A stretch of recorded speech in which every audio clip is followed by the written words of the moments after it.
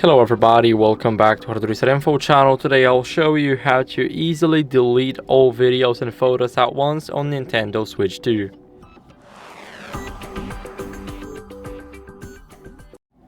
So first, what you guys need to do is enter the photos. So you enter the photos by going into this little blue icon. Now here we have an album, so now click those select icons, click delete, and you cannot just click all 5 right here.